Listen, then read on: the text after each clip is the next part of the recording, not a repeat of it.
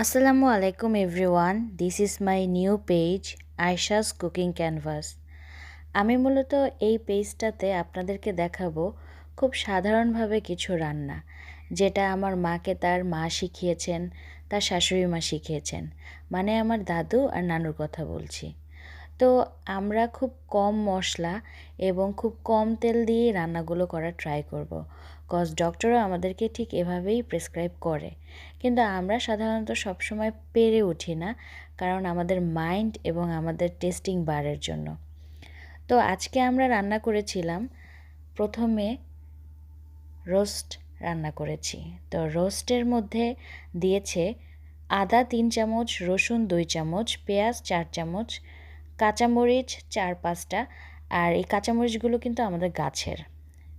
গরম মশলা 3-4 পিস, এলাচ 2-3 পিস, চিনি আপনাদের